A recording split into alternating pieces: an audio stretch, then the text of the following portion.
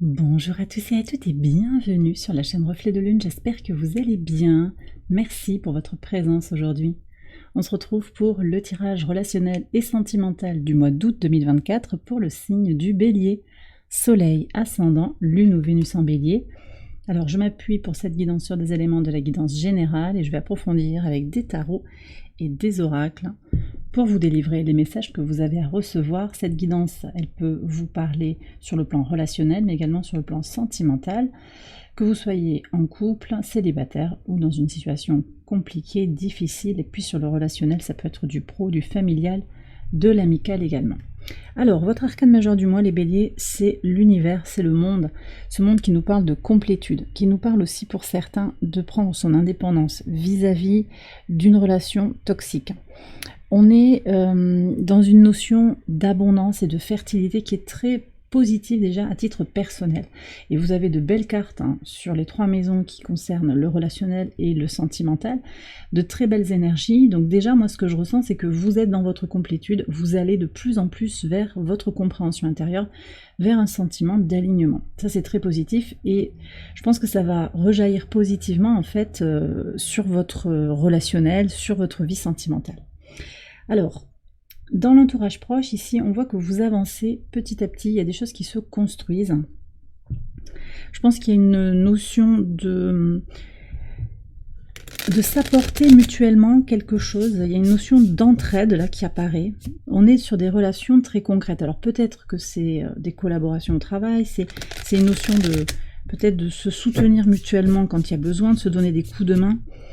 Il y a vraiment quelque chose de positif, de constructif, qui n'est pas forcément très intense, très passionnel, assez pragmatique, mais c'est là, voilà. Et j'ai un sentiment de loyauté. Il y a peut-être pas beaucoup de personnes sur lesquelles vous pouvez compter, mais vous en avez et vous savez que vous pouvez compter sur elles. Ce sont de véritables alliés, de véritables amis. Je pense qu'il y a des collaborations avec des projets communs pour certains. Après, ça peut être quelqu'un aussi qui vient vers vous, et on ira voir avec les archétypes, quelqu'un qui vient vers vous avec de très bonnes intentions, qui a quelque chose à vous donner, à vous apporter, de l'amitié, du soutien, un soutien logistique peut-être, un soutien matériel, un soutien aussi comme une dynamisation de votre énergie, parce qu'on est quand même avec un cavalier. Certes, c'est le cavalier le plus lent du tarot, mais voilà, c'est quelque chose qui avance lentement. Ça peut être aussi une évolution dans une relation qui au début était assez timide et puis finalement on se rend compte que l'amitié est forte, le lien est solide. On va voir ce que dit le tarot en complément, ouais, la roue de fortune. Il y a des belles évolutions, il y a du potentiel pour avoir une vision commune, pour se retrouver sur des valeurs communes. On a Jupiter en Gémeaux ici. La roue de fortune, c'est ça aussi, ce sont peut-être des déverrouillages, des déblocages. C'est pas impossible aussi que les choses s'accélèrent dans le courant du mois d'août pour vous sur le plan relationnel avec de nouvelles personnes qui rentrent dans votre vie, de nouvelles rencontres, des rencontres très positives avec, je vous dis encore une fois, on me donne cette idée d'avoir une vision commune un petit peu, des valeurs communes, peut-être des hobbies, des passe-temps partagés. Voilà. On parle de passer du temps de qualité ensemble. Sur la vie sentimentale à proprement parler, bon, il y a une satisfaction. Alors, possiblement, vous allez rencontrer quelqu'un, il y a une histoire de se mettre en couple, d'être dans un sentiment de complétude harmonieuse, on me dit, ouais, et sentimentale, émotionnelle. Mais je sens qu'aussi vous êtes dans votre indépendance, et c'est ça qui vous rend plus attirant. C'est-à-dire que on sort de la dépendance émotionnelle, des relations qui sont en codépendance, il y a des libérations de toute façon pour aller vers une plus grande indépendance. Et qu'est-ce que vous avez ici? Le magicien, c'est extrêmement positif, 2 arcanes majeures que vous avez déjà pour compléter les premières cartes. Ouais, il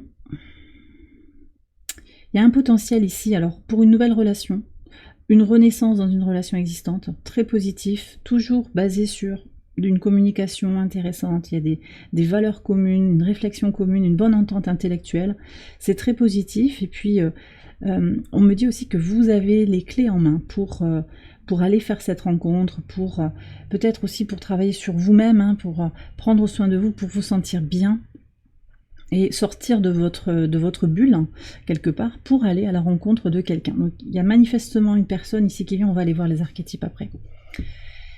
Oui. il y a un nouveau départ, hein. Nouveau départ avec beaucoup de potentiel pour une évolution positive. Alors c'est peut-être quelque chose de naissant, je le redis, ou de renaissant. Sur les situations difficiles, alors il y a quelque chose qui est très connecté au plan divin, au grand plan, donc qui n'est pas tout à fait sous votre contrôle, mais vous avez la main quand même sur certaines choses, notamment poser vos limites, ouvrir votre espace de créativité, ne pas vous enfermer dans quelque chose de limitant, d'accord ? Ouais, et voyez, on a le 8 d'épée. Donc en fait, le défi ici pour vous, sur cette situation difficile, c'est sortir de vos croyances limitantes, sortir des blessures, sortir des schémas répétitifs. Bon, je vais approfondir tout ça. Alors, sur les personnes qui viennent vers vous, on a une énergie balance ici avec la carte de la justice. On me donne aussi Scorpion et Sagittaire. Bon, vous prenez si ça vous parle. C'est peut-être quelqu'un que vous avez déjà rencontré quand même, hein, mais ça va... Il y a un potentiel en fait d'évolution positive avec cette personne.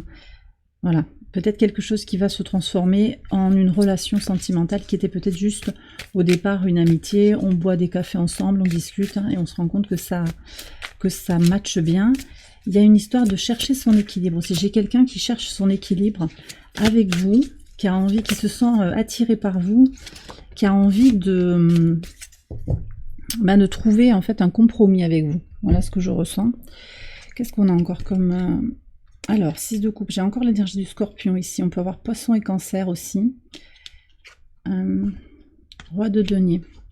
Alors, Taureau, Vierge, Capricorne. J'ai des gens assez posés en fait qui viennent vers vous, hein. Des gens qui sont... qui ont une certaine maturité. Alors c'est intéressant parce qu'avec le magicien, j'avais quand même quelqu'un de jeune. C'est possible que vous ayez une jeune personne pleine d'amour, hein, cavalier de coupe, c'est vraiment un grand romantique, homme ou femme, une personne qui a beaucoup d'amour à donner, qui est assez discret, peut-être plus jeune que vous, ou qui est moins expérimenté que vous, mais en tout cas dans la réceptivité, dans une belle sensibilité. J'ai des personnes sensibles qui viennent vers vous, et là on me donne aussi une personne peut-être plus mature, alors possiblement un taureau, mais vous le prenez vraiment avec des pincettes, il faut voir ça après concrètement. Quelqu'un peut-être qui a déjà fait sa vie, qui a déjà eu des enfants, peut-être qui est divorcé, et qui se sent libéré en fait, et qui a envie de reconstruire quelque chose. Donc ce sont des énergies extrêmement positives qui viennent vers vous. On va prendre un conseil pour aller vers ces belles énergies. Alors, je vais prendre également un message de l'oracle Ad Infinitum. Allez, s'il vous plaît. Ok, mon moi supérieur guide mes choix me conduisant vers ma mission de vie. Ah, ok. Donc, il y a peut-être quelque chose de... Ah, les amoureux. Oula. Bon, alors, là... Ok, j'ai plusieurs messages, mais le premier message que j'ai, c'est qu'il y a peut-être une personne, alors vous le prenez vraiment avec des pincettes, hein, parce que c'est pas pour tout le monde, mais il y a quelqu'un qui doit entendre que il ou elle va vers un lien sacré. Âme sœur, flamme jumelle, voilà. Ne cherchez pas, ça viendra à vous, c'est pas quelque chose qu'on cherche, hein, c'est quelque chose dont on prend conscience une fois qu'on est dans la rencontre, dans le parcours. Mais en tout cas, votre élévation spirituelle, votre connexion à votre moi supérieur, elle vous guide et vous vous sentez de plus en plus connecté pour aller vers des choix qui ont l'air conscients. Et oui, vous faites ces choix avec votre libre arbitre, mais il y a quelque chose de guidé, d'accord ? On vous dit aussi en conseil, de façon plus générale, de vous connecter à l'énergie de l'amour, d'oser faire rentrer dans votre vie l'énergie de l'amour. On a 2 fois quand même aussi la notion de choix. En fait, on nous redit quand même que vous avez la possibilité, le choix. Ouais, c'est vous qui avez la décision finale en fait de vous ouvrir, d'aller vers ces rencontres. Voilà. Ouvrez-vous à l'amour, hein. Ne vous posez pas trop de questions. Je pense qu'il y a des gens qui sont peut-être aussi déçus, meurtris, qui ont des doutes sur leur capacité à attirer quelqu'un d'intéressant, quelqu'un qui va leur correspondre. Leur âme sœur, vous avez peut-être... oui, on me dit que oui, en fait, vous êtes peut-être dans une relation toxique où vous venez d'en sortir. On va aller voir pour les situations compliquées, les archétypes également. Alors, qu'est-ce qu'on a? Le juge. Ah, bon. Alors, j'ai quelqu'un qui est critique. Alors, c'est peut-être vous qui vous critiquez. constamment, hein, c'est son critique intérieure, là c'est les croyances limitantes, les injonctions aussi qui ont pu venir de votre enfance, par un parent par exemple, par une personne qui avait de l'autorité sur vous. Bon alors là, il y a le juge et l'avocat, celui qui défend quelque chose. J'ai l'impression qu'on est dans une relation ici où on a un jeu de ping-pong. C'est tu me critiques, je me défends. Voilà, avec beaucoup d'agressivité de part et d'autre. Hein. C'est très énergivore. Hein. Qu'est-ce qu'on a encore? On a l'esclave, on a le médiateur et on a l'artiste. Alors je pense qu'il y a plusieurs situations ici. Ce que je ressens quand même, c'est qu'aussi il y a un lien qui est là justement pour vous aider à travailler sur vous, voyez, pour vous aider à vous libérer de certaines croyances limitantes, de certains modes de fonctionnement, pour sortir d'une forme d'esclavage, de dépendance, une forme de sacrifice qu'il y a pu y avoir. Qu'est-ce que vous avez sacrifié dans cette relation? Je pense que vous avez sacrifié votre créativité, d'accord, vos idées, vos valeurs, parce qu'on se perd dans des considérations où on va chercher à avoir raison. Alors, c'est pas forcément parce qu'on veut avoir raison, c'est parce qu'on a besoin d'être compris, d'être reconnu. On va voir ce que dit l'oracle en conseil. Alors, qu'est-ce qu'on a? Ma conscience s'ouvre aux vérités universelles qui transcendent le temps et l'espace. Ouais. Et ici, vous voyez, on a la carte du sacrifice. Il n'y a plus rien à sacrifier. Il y a des choses à libérer sur le plan familial. Hein. Il y a peut-être un héritage familial ou des bagages transgénérationnels à libérer. Certes, ils sont là, ils font partie de votre histoire, ils font partie de votre être quelque part, mais vous n'avez pas à vous identifier à tout cela. Il n'y a pas de raison de vous sacrifier. Par contre, il y a des choses à libérer, à transmuter, à évacuer. Et on a encore une carte quand même connectée au chakra couronne. Donc ça fait 2 conseils connectés au chakra couronne pour vous les béliers. On vous invite à conscientiser les choses, à vous connecter de plus en plus au divin et à comprendre aussi que l'espace et le temps n'ont pas sont très relatifs finalement. Voilà, c'est très relatif et c'est lié à notre incarnation. Donc vous avez peut-être une expérience douloureuse ici sur Terre, mais pensez bien que vous êtes aussi une âme incarnée et que donc votre âme vous appelle à faire autre chose. Vous n'êtes pas coincé dans cette situation, mais vous avez à libérer des choses sur le plan karmique, libérer des choses sur le plan énergétique. Donc on vous invite ici à travailler sur les prises de conscience, à travailler sur votre... Peut-être simplement travailler sur le plan psychologique en fait. D'accord? Alors on me demande de prendre quelques cartes oracles pour préciser ce qui se passe. Qu'est-ce qui se passe ici? Est-ce qu'on peut avoir plus d'indications? L'enfant intérieur, ouais. Bon, voilà, c'est guérir des blessures de l'enfant intérieur. Vous savez, vous êtes en train de le faire. Ou aussi un rapport à l'enfant, vous en tant qu'enfant, vous avec vos enfants, votre désir de parentalité, ça peut être ça. Ou vos petits-enfants aussi. Hein. Voilà. Ok. Alors, je vais prendre maintenant pour terminer le tirage. Je vais approfondir tous ces éléments dans une extension hein, dont je vous ai mis le lien en barre de description. Je vais en particulier aller voir un petit peu les dynamiques qui sous-tendent votre vie relationnelle et sentimentale en 9 cartes et on ira approfondir aussi les situations sentimentales et relationnelles compliquées. Je vais terminer le tirage ici sur YouTube avec une carte du tarot des flammes jumelles pour les parcours sacrés en particulier, mais ça peut aussi résonner par rapport à des situations traditionnelles. Et je prends également une carte des anges de l'amour.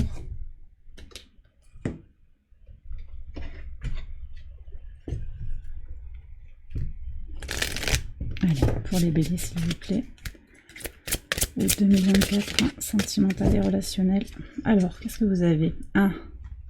Amour non réciproque. Assez spécifique ça, mais vous le savez, il n'y a pas assez d'attrait chimique pour que cette relation puisse durer. C'est possible que ça renvoie à cette situation compliquée où on se critique.